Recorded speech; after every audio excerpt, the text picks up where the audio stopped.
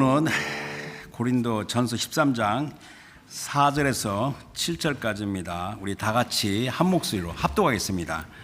자, 고린도 전서 13장 4절 다 같이 읽겠습니다. 시작. 사랑은 오래 참고, 사랑은 온유하며, 시기하지 아니하며, 사랑은 자랑하지 아니하며, 교만하지 아니하며, 무례히 행하지 아니하며, 자기의 유익을 구하지 아니하며, 성내지 아니하며, 악한 것을 생각하지 아니하며, 불의를 기뻐하지 아니하며, 진리와 함께 기뻐하고, 모든 것을 참으며, 모든 것을 믿으며, 모든 것을 바라며, 모든 것을 견디느니라. 오늘 요절은 7절로 정했는데 7절 다시 한번 읽겠습니다. 시작. 모든 것을 참으며, 모든 것을 믿으며, 모든 것을 바라며, 모든 것을 견디느니라. 아멘. 고린도전서 13장은 사랑장으로 아주 잘 알려진 말씀입니다. 그래서 또 13장 중에 오늘 본문을 택한 4절에서 7절까지는 사랑에 대한 정의 또는 사랑의 구체적인 특성에 대하여 역시 잘 알려진 말씀입니다. 제 설교자의 기억으로 믿지 않는 우리 세상에 있는 사람들도 사랑이 무엇인지를 설명할 때 성경 말씀이라고 인용하는 경우가 제가 기억이 납니다. 오늘 요절이 7절인데 모든 것을 참으며, 모든 것을 믿으며, 모든 것을 바라며, 모든 것을 견디느니라. 그래서 우리 갖고 있는 NIV 성경은 It always protects, always trusts, always hopes, always perseveres 이렇게 말하고 있습니다. 그러나 이제 이 NIV 성경 말고 다른 메이저 잉글리시 트랜슬레이션은 all이라고 써요. 모든 것 우리 한국말처럼. 그래서 bears all things, believes all things, hopes all things, endures all things. 그래서 NIV에서는 always라고 항상이라고 그렇게 번역을 했는데 원래 이제 그 원문은 모든 것입니다. all things. 그래서 모든 것. 자, 이 모든 것은 삶의 모든 영역의 모든 것입니다. 하나도 빠짐없는 것입니다. 그래서 그 모든 것을 참는다, 믿는다, 바란다, 견디다. 이거 동사죠. 행위죠, 행위. 그러니까 사랑이 현실로 구현되어 나타나는 모습입니다. 그래서 오늘 저는 메시지 제목을 사랑의 나타남, 사랑의 아가페입니다. 그래서 The Manifestation of Love 이렇게 제목을 정했습니다. 그러니까 당연히 사랑의 나타남을 이야기하려면 먼저 당연히 현실로 나타나는 그 사랑의 실체, 본질을 먼저 이해를 해야 합니다. 그런데 그 사랑의 실체는 근본 하나님의 본체시나 하나님과 동등됨을 취할 것으로 여기지 아니하시고 오히려 자기를 비워 종의 형체를 가지사 사람들과 같이 되신 아들 그리스도 예수 안에 있는 하나님의 사랑입니다. 그러니까 그리스도 예수 안에서 죄사함을 받고 영원한 생명으로 거듭난 성도들, 그러니까 그리스도인에게 베풀어 주신 하나님의 사랑입니다. 그래서 이 사랑의 실체를 올바로 이해하고 순종하는 겁니다. 순종으로 실천하는 것이 사랑의 나타남입니다. 그런데 이 사랑의 나타남이 얼마나 중요하냐면 그 중에 하나, 가장 중요한 이유 중에 하나가 뭐냐면 그 사랑으로 말미암아 이 시대 마지막 때에 그 위험한 미혹들이 많은데 그 미혹을 물리친 것도 그 사랑입니다. 그래서 그 사랑으로 말미암아 이 시대뿐만 아니라 또 오는 다음 세대에도 아주 깊고 영원한 복에 거하게 하는 은혜입니다. 그래서 첫 번째 보고 싶은 성경은 마태복음 24장 10절에서 13절입니다. 예수님께서 그 마지막 때 이야기를 하신 말씀인데, 자, 그때 많은 사람이 실족하게 되어 서로 잡아주고 서로 미워하겠으며 거짓 선지자가 많이 일어나 많은 사람을 미혹하겠으며 불법이 성함으로 많은 사람의 사랑입니다. 이 아가페가 식어지리라. 그러나 끝까지 견디는 자는 구원을 얻으리라 해서 끝까지 견디다가 바로 오늘 그 본문의 7절에 모든 것을 견디느냐 똑같은 동사예요. 그래서 이 마태복음 24장 7절에 그러나 끝까지 견디는 자는 구원 얻으리라, 이걸 다른 각도로 제가 이야기된 겁니다. 많은 사람의 사랑이 식어지는데 그럼에도 변함없이 사랑을 실천하는 것이 끝까지 견디는 자입니다. 저는 이제 저번에도 얘기했지만 성경을 공부하는 평생 학생으로서 제가 신앙을 갖고 난 이후부터 성경 말씀을 쭉 보면서 솔직히 말하면, 솔직히 하죠, 성경 말씀이 불편한 것들이 있어요. 이 불편한 말씀들이 있습니다. 누구나 그런 경험이 있을 수 있습니다. 하지만 말씀의 진리를 이해하게 되면서 그러한 불편함이 사라지고 무엇이 중요한지, 핵심이 무엇인지를 깨닫게 된 겁니다. 예로서 이제 그 목회 서신으로 잘 알려진 디모데 전서, 이 디모데 전서는 사도 바울이 로마의 1차 투옥에서 해방이 됐어요. 그래서 AD 62년 이후인데, 66년 그 사이에 그 당시에 에베소 교회에서 목회자로 있는 영적인 아들 디모데에게 보낸 서신서가 디모데 전서입니다. 근데 이 디모데 전서를 보면 바울이 사랑하는 영적 아들 디모데의 육체의 약함을 안타까워하며 조언하는 말씀이 있습니다. 저는 이 말씀을 예전에 굉장히 불편하게, 좀 다소 불편하게 여겼어요. 성경은 하나님의 말씀이잖아요. 그렇게 받아들였어요. 하나님의 말씀이라고 성경을 받아들였는데도 불구하고 너무나 개인적인 상황이고, 또 게다가 성령의 강력한 권능과 거리가 먼 말씀이에요. 그래서 그 말씀 디모데전서 5장 23절 보겠습니다. 자, 디모데전서 5장 23절. 자, 이제부터는 물만 마시지 말고 내 위장과 자주 나는 병을 위하여 포도주를 좀 쓰라. 이것을 해석하는 것은 피하고, 분명한 것은 디모데가 육체가 약한 거예요. 그런데 여기서 제 말씀 보시면, 아니 도대체 그의 사역에서 성령의 권능이 강하게 나타난 바울이 신유의 은사로 디모데의 위장병을 낫게 하지 못했는가, 그런 생각이 든다는 겁니다. 당시 디모데가 사역하는 에베소 교회는 이미 그 전에 바울이 사역에서 성령의 권능이 아주 강력하게 나타났어요. 그래서 사도행전 19장 10절에서 12절 말씀을 보게 되면, 두 해 동안 바울이 이제 3차 전도여행 때 에베소 들어가서 두란노 서원을 세웠어요. 그래서 두 해 동안 이같이 하니 아시아에 사는 자는 유대인이나 헬라인이나 다 주의 말씀을 듣더라. 하나님의 말씀 듣는 게 굉장히 중요하죠, 교회는. 그러면서 19장 11절에 하나님이 바울의 손으로 놀라운 능력을 행하게 하시니 심지어 사람들이 바울의 몸에서 손수건이나 앞치마를 가져다가 병든 사람이 얹으면 그 병이 떠나고 악기도 나가더라. 에베소 교회 목사로 일하고 있는 영적 아들 디모데에게 편지를 보냈는데, 근데 위장병, 자주 나는 병을 해서 포도를 쓰라 그랬어요. 바로 그 에베소 교회에서 바울의 사역이 엄청난 능력이 나타난 겁니다. 물론 성령의 은사가 고린도전서 12장에 각 사람에게 성령께서 나눠주신 9가지 카리스마 은사가 있어요. 이 성령의 9가지 은사는 사람이 원한다고 되는 게 아니에요. 성령께서 뜻으로 이루어진 겁니다. 신유의 은사를 가진 사람이 이렇게 기도할 때 이 사람은 정말 낫고 싶은데 낫지 않는 이 경우가 뭐냐면, 이것은 사람의 뜻으로 되는 게 아니에요. 성령의 뜻으로 되는 거고, 물론 믿음으로는 다 날 수가 있죠, 개인적으로는. 그럼에도 불구하고 자, 성령의 은사는 성령의 뜻대로 이루어진다, 그 생각 이 설교자는 너무 잘 알고 있어요. 그럼에도 불구하고 성령의 은사가 사역에서 굉장히 중요하다, 최고의 열쇠라는 통념이 흔들리기 시작한 겁니다. 그리고 동시에 거기서 생각하는 게 뭐냐면, 사랑과 생명이 목표예요. 사랑과 생명이 주 하나님의 뜻과 섭리인 것을 아는데, 이것을 도외시하고 오직 은사를 최고로 강조하는 은사주의의 폐단을 또 심층 이해하게 된 겁니다.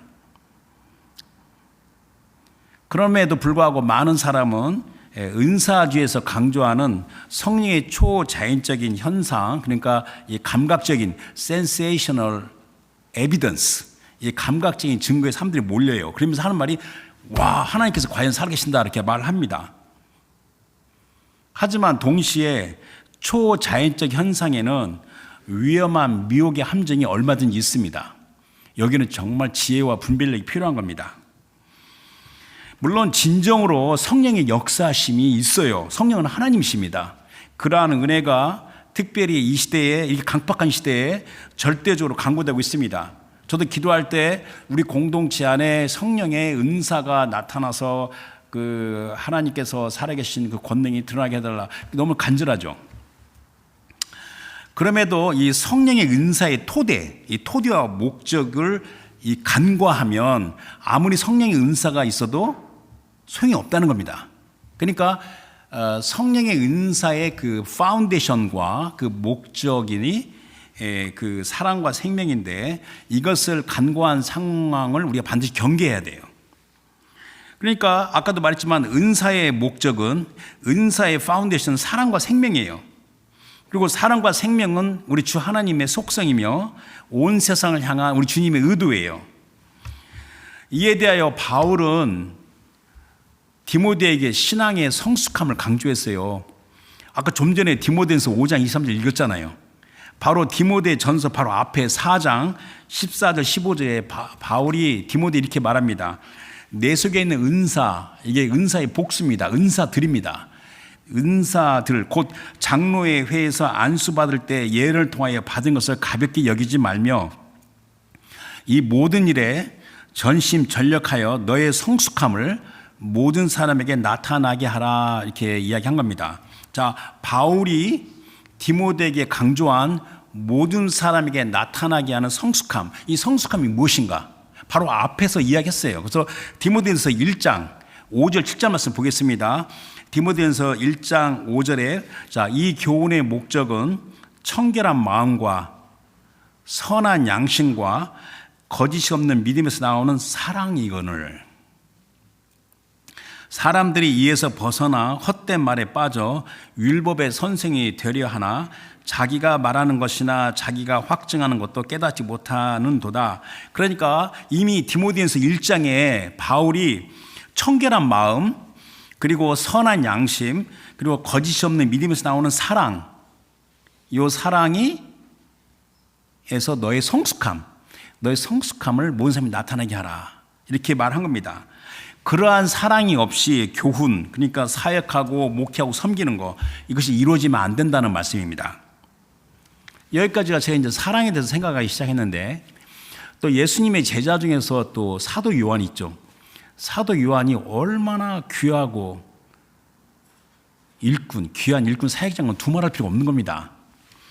근데 사도 요한은 예수님을 가장 가까이에서 밀착 동행했던 사람이고, 또 십자가에 죽고 부활하신 주님을 직접 봤고, 또 사도 요한의 사역에 성령의 은사가 강력하게 있었고, 또 교회 역사의 기록에 가면 사도 요한을 죽이려고 여러 번 시도를 했는데 그 순교의 현장에서도 기적적으로 하나님 뜻과 섭리로 목숨이 보존된 겁니다. 그래서 밤모습을 유배돼서 요한계시록을 받고 요한 1서, 2서, 3서를 이렇게 쓰게 되는 건데, 그 사도 요한이 노년에 기록한 요한 1서의 일명 사랑의 서신서입니다. 그래서 요한 1서 4장 8절에 사도 요한이 말하기를 사랑하지 아니하는 자는 하나님을 알지 못하나니 이는 하나님은 사랑이십니다. God is love. 이걸 몇 번이고 그 요한 1서에서 강조하고 있는 겁니다. 그러니까 독생자 아들을 보내신 하나님의 사랑에서 사랑의 실천은 곧 하나님을 아는 것이고 또 하나님께 속한 것의 증거라고 말하고 있는 겁니다. 근데 제가 이제 이게 성경을 보는 사람이 궁금한 게 뭐냐면, 사도 요한이 노년에 기록한 요한 1서 같은 경우에 성령의 권능과 은사의 언급이 없이 왜 그래도 사랑을 강조했는가? 형제의 사랑이 곧 하나님께서 우리 안에 거하신다는 사실이라는 것을 강조하는 겁니다. 그래서 저는 이제 성경을 공부하는 사람으로서 이 말씀이 예전에는 충분히 이해하지 못했다, 지금도 이해하려고 노력하는 중이다라고 말할 수 있습니다. 그래서 요한 1서 4장 12절에 어느 때나 하나님을 본 사람이 없으되 만일 우리가 서로 사랑하면 하나님이 우리 안에 거하시고 그의 사랑이 우리 안에 온전히 이루어지니라. 그런 이제 바울이 이제 고린도서 쓸 때 고린도서 13장 그 앞에는 고린도서 12장이죠. 12장에서 성령의 9가지 은사를 말하고 12장의 뒷부분은 사역의 은사에 대해서 말한 겁니다. 자, 성령의 은사는 하나님께서 각 사람에게 성령의 은사를 선물로 주신 거예요. 근데 사역의 은사는 교회에게 주신 겁니다. 그러니까 사역의 은사를 받는 그 사람이 교회의 선물이에요. 그러면서 고린도서 12장을 마치고 고린도서 13장으로 들어오면서 물론 이제 12장 제일 마지막 부분에 가장 좋은 길을 보여주겠다라고 말하면서 고린도전서 13장 1절에서 3절에서 바울이 말하는 것을 가만히 묵상해 보세요. 사랑의 단계와 차원으로 들어가면 은사가 필요 없고 아무 유익이 없게 될 수 있다는 겁니다. 오히려 은사가 얼마든지 방해 요소가 될 수 있다는 것을 말하는 겁니다. 자, 사랑이 없으면 아무것도 아니요, 아무 유익이 아니다. 그래서 고린도서 13장 1절 3절은 사람의 방언이나 천사의 말이나 예언하는 능력이나 모든 비밀과 모든 지식, 그리고 산을 옮길 만한 믿음, 헌신, 구제 등이 사랑이 없으면 아무것도 아니요, 아무 유익이 아니다 그랬어요. 그래서 이 고린도전서 12장, 13장, 14장을 아주 명확하게 이해를 하게 되면 모든 은사는 사랑과 생명으로 나아가는 단계, 도구라는 걸 알 수 있습니다. 그래서 은사를 자랑하지 말라. 그러나 겸손히 은사를 사모하고 은사를 올바로 사용하라. 자랑하려면 오직 사랑을 자랑하라. 이렇게 말할 수 있습니다. 그런데 이제 오늘 또 이제 본론이 나오는데, 자, 여기서 말하는 사랑은 아가페인데 이 사랑은 말씀으로 거듭나지 않으면 불가능합니다. 사람의 힘과 노력으로 이루어지는 사랑이 아닙니다. 오직 그리스도 예수 안에서 거듭난 the new birth, 거듭남에서 성령으로 부어진 사랑입니다. 그리스도의 십자가 대속의 은혜에서 죄사함과 생명으로 부어진 전적으로 초자연적인 사랑, 슈퍼내추럴 러브입니다. 그리스도의 십자가 은혜에서 믿는 자 마음, 하트에게 부어진 하나님의 사랑입니다. 만일 어디 모임이나 교회에서 마치 사람이 열심히 노력해서 이루어지는 사랑처럼 그렇게 조장을 한다면 이것은 가짜 모조품입니다. 이건 페이크예요. 카운터핏이에요. 또한 자신이 그리스도인이면서도 저는 사랑이 없습니다. 저는 태어날 때부터 성격이 아주 좀 모질어서 저는 사랑이 없습니다라고 말을 한다면 이것은 말씀에 대한 무지이고 또 하나님의 뜻과 섭리를 순종하지 않고 오히려 대적하는 신성모독이에요. 그런 경우는 차라리 말하지 않고 그냥 잠잠히 있는 게 좋습니다. 근데 이게 사랑의 실천, 곧 이 사랑의 나타남은 순종입니다. 감정이 아니에요. 진리를 기뻐 순종함으로 사랑의 나타남이 이루어지는 겁니다. 그래서 로마서 5장 5절 보겠습니다. 로마서 5장 5절에 자, 소망이 우리를 부끄럽게 하지 아니함은 우리에게 주신 성령으로 말미암아 하나님의 사랑이 우리 마음 하트에 부음받음이니. 자, 우리가 우리 마음에 그 성령께서 말미암아 하나님 사랑에 부음받은 겁니다. 자, 이제 베드로전서 1장 22절 23절 보면 자, 너희가 진리를 순종함으로, 이 진리가 뭔지는 뭐 다 아는 거고, 너희 영혼을 깨끗하게 하여 거짓 없이 형제 사랑하게 이루었으니, 이게 바로 로마서 5장 5절 말씀 이르예요. 자, 너희가 복음에 순종함으로 너희 영혼이 깨끗하게 되고 거짓 없이 성결 사랑하는 사랑이 이미 임하였으니, 이루었으니 자, 마음으로 뜨겁게 서로 사랑하라. 그러면서 23절에 너희가 거듭난 것은 너희가 진리를 순종한 같은 말을 반복하는 겁니다. 너희가 거듭난 것은 썩어질 씨로 된 것이 아니요 썩지 아니할 씨로 된 것이니 살아있고 항상 있는 하나님의 말씀으로 되었느니라. 그러니까 사랑의 나타남은 진리에 순종할 때 하나님께서 함께 하심으로 이루어지는 것입니다. 자, 그러면 질문이 있습니다. 자, 구체적으로 어떻게 우리가 순종하는가? 어떻게 우리가 진리에 순종해서 사랑의 나타남이 구현되는가? 이것은 처음부터 끝까지 오래 참고 견디는 겁니다. 그래서 오늘 본문이 사랑에 대한 정의인데, 사랑의 구체적인 특성인데, 4절에 사랑을 오래 참고 이렇게 시작하죠. 그 다음에 7절에는 뭐 이렇게 되죠. 모든 것을 견디느니라 그랬어요. 그러니까 진리의 순종은 뭐냐면 처음부터 끝까지 오래 참고 견디는 고난입니다. 서퍼링입니다. 서퍼링. 허물과 죄로 얼룩진 이 세상의 문화가 있죠. 여러분 세상의 문화 보십시오. 얼마나 정말 힘들고 어려운 게 많습니까? 선보다는 악이 좀 득세하는 것 같고, 질서보다는 무질서가 더 눈에 보이고, 그 다음에 생명보다는 사망에 가까운 현장에서 사랑을 실천하며 나타내는 것은 불가피하게 고난이 따릅니다. 서퍼링입니다.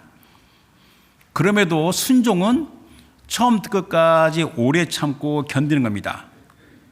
그러면 이렇게 합니다. 사람들이 아유, 저는 미칠 것 같은데 계속 순종하라고요? 이렇게 반문할 수 있습니다. 항의할 수 있습니다. 그런데 미안하지만 답은 그렇습니다. 사랑의 나타남은 처음부터 끝까지 오래 참고 견디는 겁니다. 미칠 것 같은데요. 근데 안 미쳐요. 미치는 거는요, 귀신이 들어가고 그 다음에 다른 걸로 미치는 거지, 좀 뭐 마약하고 술 먹고 있어 미치는 거지.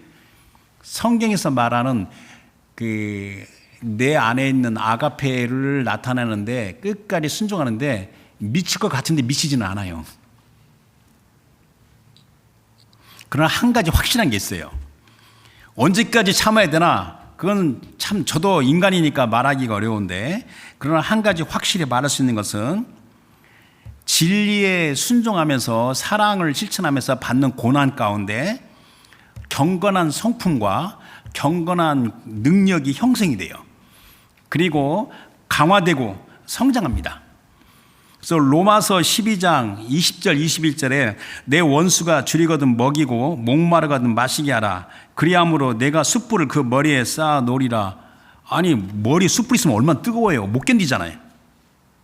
원수한테 보복하는 방법은 원수가 줄이면 먹이고 그다음에 목마르면 마시게 하고, 그렇게 하는 것이 원수한테 보복하는 겁니다. 머리에 숯불이 올라가잖아요. 그러니까 얼마나 뜨거워요. 그러면서 21절에 악에게 지지 말고 선으로 악을 이기라.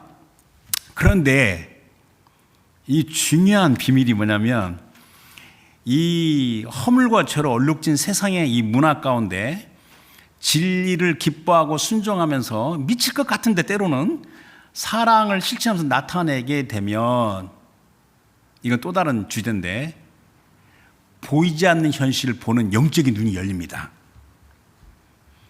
그리고 앞으로 장차 성도들에게 임하는 하나님의 기업, 성도들의 기업 상속, 이 하나님의 영원한 영광을 준비되게 하는 하나님의 특별한 은혜입니다.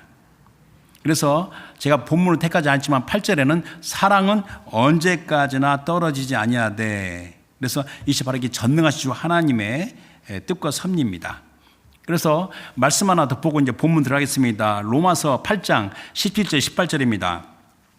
자녀이면 또한 상속자 곧 하나님의 상속자요 그리스도와 함께한 상속자니 우리가 그와 함께 영광을 받기 위하여 고난도 함께 받아야 할 것이니라.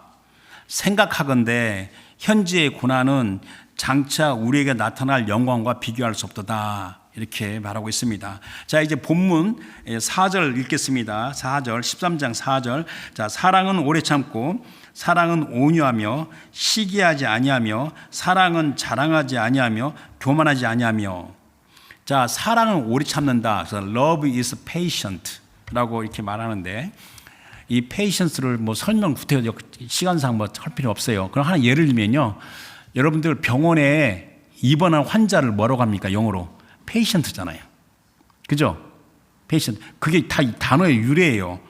왜 병원에 입원한 환자가 patient입니까?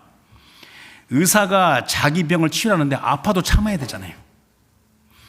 아프더라도 참고 기다려야 하기 때문에 patient입니다. 마찬가지로 이 오래 참음은 patience는 완벽한 의사이신 우리 주님의 손길이 자신의 병을 치유하고 회복하게 한다는 것을 알고 참고 기다리는 지혜입니다. 저는 이제 이 부분에 대해서 굉장히 힘들고 어려울 때 뭔지를 모르겠지만 내 안에는 이 악한 것이 치유되고 있다는 거, 거기에 대해서 알고 있는 지혜입니다. 그래서 자신의 감정과 생각을 제어하고 하나님의 말씀 진리로 부정적인 것을 이겨내는 것입니다. 또 이 오래 참음은 뭐가 있냐면 내가 힘이 있어도 보복하지 않는 겁니다. 그게 하나님의 오래 참음입니다.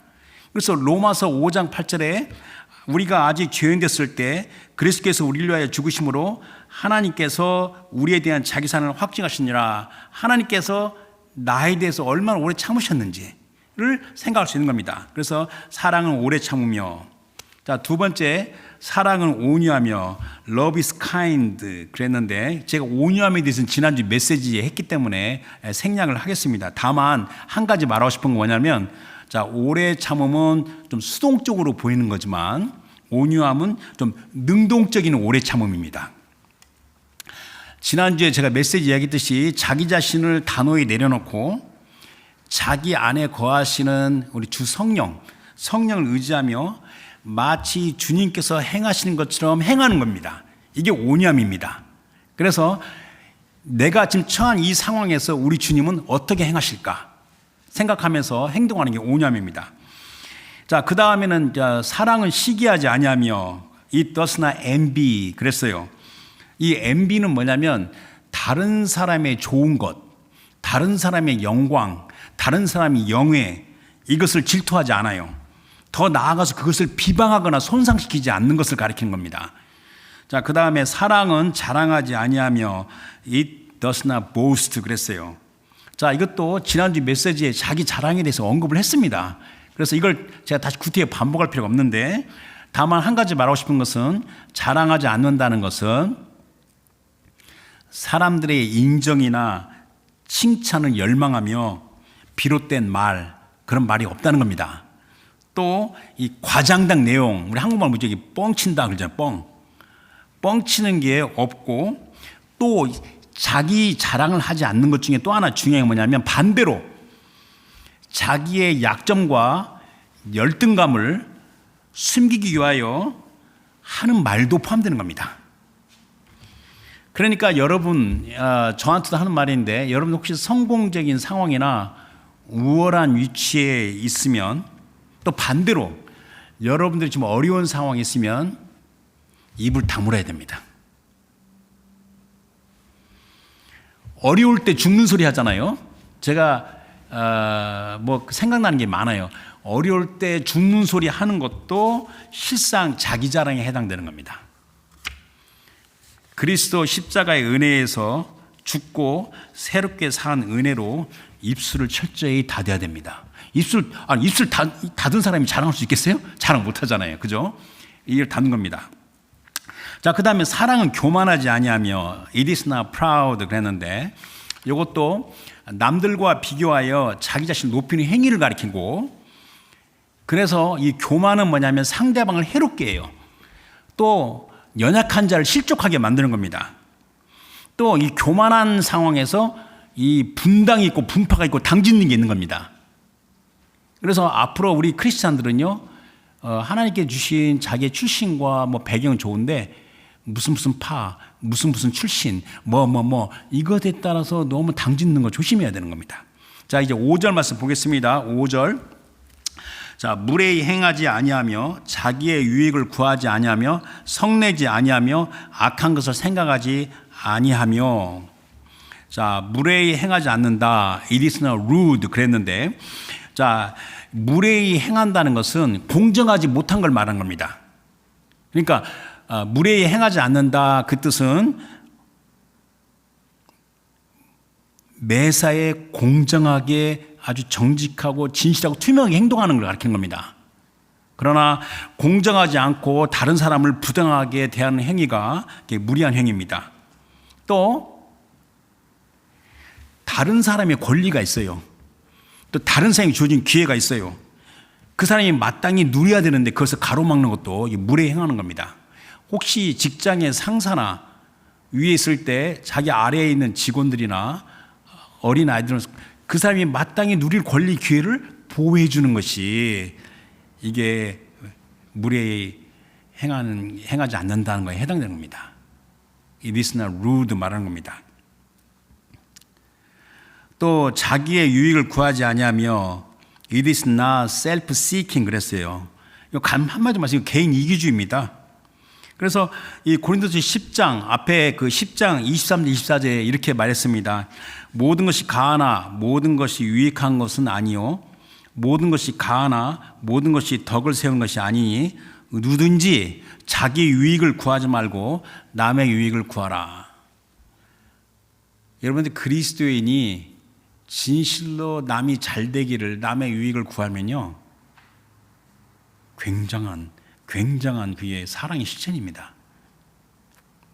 자, 그 다음에 이제 사랑은 성내지 아니하며 It is not easily angered인데 이것도 뭐 구태여 자세히 설명할 필요 없이 딱 한마디로 말하면 자기 자신을 제어하지 못하고 격분하여 화를 내는 겁니다. 이게 성내는 겁니다. 그 다음에 또 이 사랑은 악한 것을 생각하지 아니하며 그랬습니다. 그래서 이게 무슨 말이냐면 악한 것을 잊어버리지 않고 계산합니다. 너 작년 여름에 했던 거 나한테 했던 거 기억해?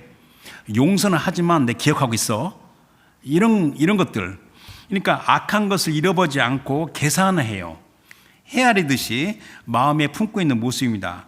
그리고 마음에 품은 앙심, 이 원함. 여기에서 또 다른 악이 잉태되는 겁니다. 자, 이제 6절 보겠습니다. 6절. 자, 불의를 기뻐하지 아니하며 진리와 함께 기뻐하고, 그래서 불의와 진리가 서로 이렇게 반대되는 거죠.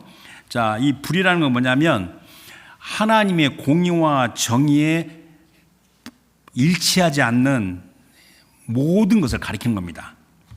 반대로 진리는 뭐냐면 하나님의 공의와 정의예요. 그러니까 이게 불의라는 게 뭐냐면 이게 공의와 정의인데 righteousness and justice인데 이 공의와 정의가 실종된 사랑은요, 사랑이 아니에요. 실상 허상입니다. 이거 꼭 기억해 두세요.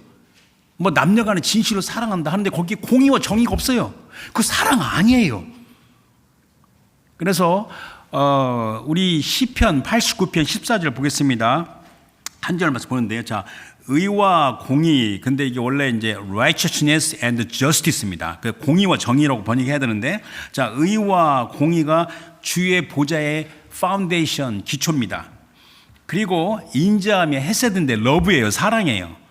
인자함과 진실함이 주 앞에 있나이다. 그러니까 하나님 보좌의 기초가 공의와 정의예요. 그리고 그 앞에 사랑과 진실함이 있는 겁니다. 그러니까 여러분들이 그리스도 예수 안에 있는 하나님의 사랑이 위에 주어질 때는 하나님 공의와 정의를 이미 이루신 거예요. 그래서 우리에게 주어진 겁니다. 그래서 이 진리와 함께 기뻐하는 것이 이게 사랑의 모습입니다. 즉 무슨 말이냐면 공의와 정의를 빠뜨리면 안 된다는 겁니다. 이게 파운데이션인 겁니다. 현대에는 너무나 사랑이 왜곡돼서 뭐 저기 사랑이잖아 하는데 뭐 연속극 드라마 무슨 뭐 소설 보게 되면 진짜 온갖 사랑이 다 많아요. 이루어지지 않는 사랑, 끝내지 못한 사랑이 다 드라마 주제고 진짜 그것을 멋있고 뭐 하여튼 뭐 아름답다 말하는데 뭐가 아름다워요? 예를 들면 우리 성경적으로 말해야 되잖아요. 공의와 정의에 실종된 사랑, 공의와 정의에 실종된 하나님의 말씀을 어긋나는 사랑은요, 사랑이 아니에요. 큰 착각하고 있는 거예요, 자기가. 그건 죄악이고 집착이고 하는 겁니다. 자, 마지막으로 7절 보겠습니다. 2절. 자, 7절에 자, 모든 것을 참으며 모든 것을 믿으며 모든 것을 바라며 모든 것을 견디느니라. 자, 모든 걸 참는다 하는데 우리가 NIV 쓴 건 it always protects라고 했어요. 근데 다른 메이저는 bears all things 하는데 원래 히브리 온 단어는 이게 덮다, 침묵으로 넘어가다 그 뜻입니다. 덮어주는 겁니다. 죄와 잘못, 여러분들 범죄의 죄를 덮는 게 아니에요. 그 사람의 약점, 그 사람의 연약한 것을 덮어주는 겁니다. 그래서 잠언 17장 9절에 허물을 덮어주는 자는 사랑을 구하는 자요. 그러나 그것을 거듭 말하는 자는 친한 벗을 이간하는 자니라 그랬습니다. 여러분들 죄는요 반드시 드러내서 회개케 하고 그거를 돌이켜야 되는 겁니다. 죄를 덮어주는 게 아니에요. 그 사람의 약점, 그 사람의 허물, 그 사람의 부족한 것을 덮어주는 것입니다. 이게 참는 겁니다. 그리고 모든 것을 믿는다 하는데 여기 나오는 동사는 사랑이 전부 다 현재형이에요. 현재 진행형이에요. 모든 것이 다 계속해서 신뢰한다. 아, 네, 저 인간 실망했는데 저 인간이 저런 부분이 참 연약하고 앞으로 고쳐야 되고 성장할 부분이야 해도 계속해서 신뢰해야 하는 겁니다. 그래도 믿어주는 겁니다. 그리고 모든 것을 바란다. 적극적으로 기대한다. 근데 저는 여기서 마음이 괴로운 게 있어요. 세상에 하는 말이 있죠. 야, 사람은 고쳐 쓰는 게 아니다. 타고난 본성을 못 고친다. 사람은 지가 타고난 거 있기 때문에 사람은 고쳐 쓰는 게 아니다. 얼마나 철학적으로 사회적으로 이런 말이 얼마나 많아요. 이건 복음이 아니에요. 복음은요 사람의 본성이 바뀝니다. 그래서 사람은 고쳐 쓰는 게 아니다라는 말을 함부로 받아들이면 안 됩니다. 그래도 적극적으로 기대하는 겁니다. 자, 마지막으로 견디다. 자, 오래 참으면서 견디다 건데 견디다가 이게 뭐냐 endure, persevere로 NIV 됐는데 endure, endure는 뭐냐면 먼마 아래서 끝까지 버티는 게 endure입니다. 그러니까 잠잠히 고난을 견디며 이긴다. 자, 그러니까 사랑의 실천, 사랑의 나타남은 오래 참으면서 시작하고 견디는 걸로 귀결되는 겁니다. 그런데 이제 문제는 이렇게 제가 설교자도 말했지만 사랑의 실천, 즉 사랑의 나타남이 어렵게만 여겨집니다. 이렇게 말합니다. 누가 그렇게 할 수 있습니까?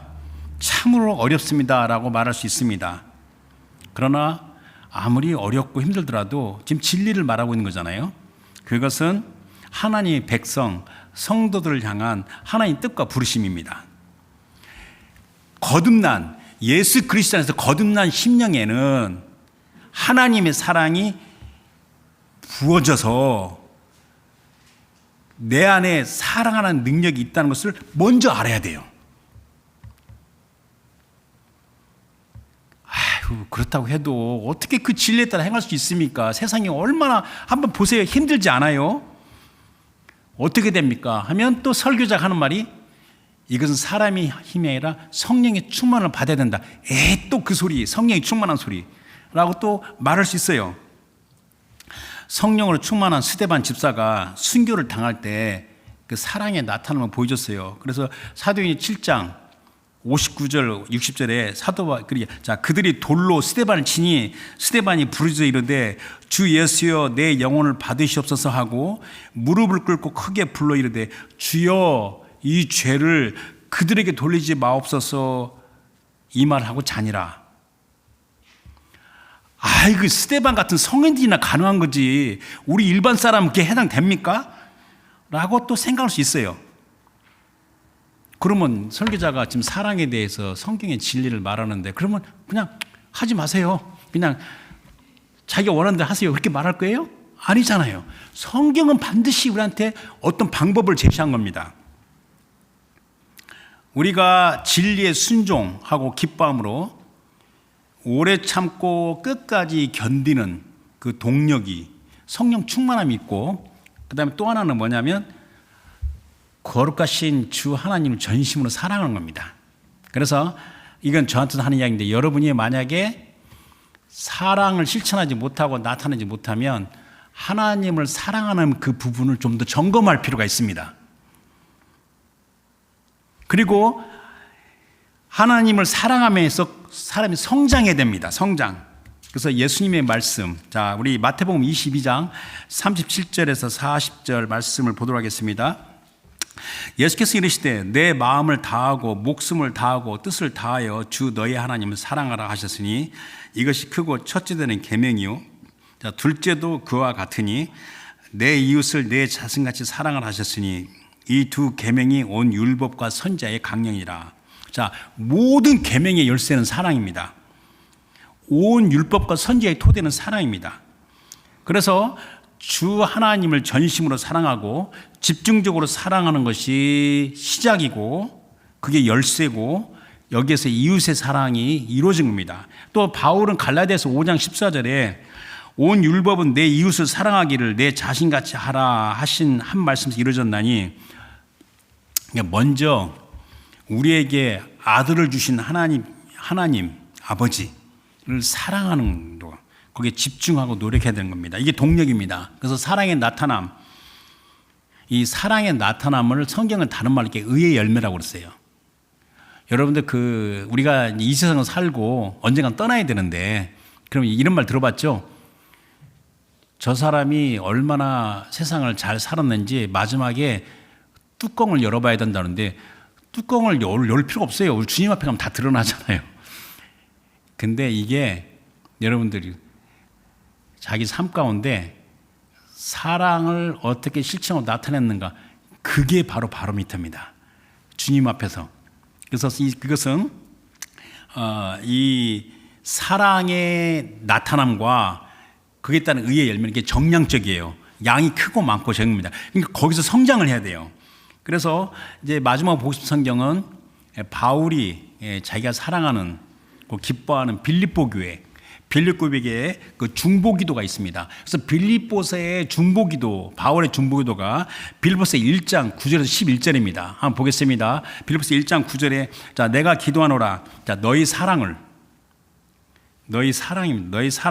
바울이 그 빌립보에게 사랑을 받았잖아요. 또 사랑을 하잖아요. 그러니까 너희 사랑을 지식과 모든 총명으로 점점 풍성히 하사, 정량적이죠. 너희로 지극히 선한 것을 분별하며 또 진실하여 허물이 없이 그리스도 날까지 이르고, 그리스도 날까지가 이제 그 이 시대의 마지막이죠. 이르고, 자, 예수 그리스도로 말미암아 의의 열매가 가득하여, 의의 열매는 사랑의 나타남으로 말미암아 나타나는 열매가 의의 열매입니다. 왜냐하면 공의와 정의에 바탕한 사랑이잖아, 이게. 의의 열매가 가득하여 하나님의 영광과 찬송이 되기를 원하노라. 그래서 사랑은 진리를 기뻐하며 순종합니다. 감정이 아니에요. 성경적인 사랑은 감정이 아닙니다. 감정은 뭐 뒤따라올 수 있어요. 네, 큰 착각하면 안 됩니다. 정신 바짝 차리고 깨 있어야 됩니다. 그걸 여러분들, 저 사랑스럽지 않아요? 사랑스럽게 보이려고 노력하지 마세요. 또 사랑스럽게 되려고 노력하지 마세요. 진리에 순종하도록 노력해야 되는 겁니다. 또한 이 사랑의 나타남은 이게 정량적이기 때문에 어제보다는 오늘, 오늘보다는 내일, 사랑의 나타남이 점점 성장해서 발전하도록 꾸준히 힘써 노력해야 됩니다. 이것이 최고의 지혜입니다. 그리고 진정한 복이고, 이게 영원한 복으로 들어가는 놀라운 특권입니다. 그리고 우리가 사랑의 나타남은 하나님의 기뻐하심과 하나님의 약속입니다. 하나님의 약속. 그리고 또 중요한 게 뭐냐면요, 사랑을 나타내고 실천할수록 점점 자기 안에 모든 두려움이 사라집니다. 그래서 온전한 자유를 누립니다. 그래서 요한 1서 4장 18절 전반부에 사랑 안에는 두려움이 없고 온전한 사랑에 두려움 내쫓나니 그랬습니다. 그래서 오늘 말씀이 뭐죠? 자, 성령의 사람, 신령한 사람은 자신의 삶에서 순종으로 사랑을 나타낸다. 이 말씀 생각하면서 우리 캐나다 서부장로교회는 하나님의 택하신 거룩한 백성으로서 사랑의 나타남이 풍성하여 지극히 크고 아름다운 복에 거하기를 주며 축원합니다. 기도하겠습니다. 오늘 말씀 생각하면서 하나님 아버지, 이 하나님께서 우리에게 베푸신 사랑이 무엇이며 이 사랑을 구현하는 게 무엇인지를 오늘 살펴봤습니다. 이 메시지를 잘 이해하고 제 삶 가운데 순종을 실천할 수 있도록 도와주십시오. 다 같이 기도하겠습니다. 하나님 아버지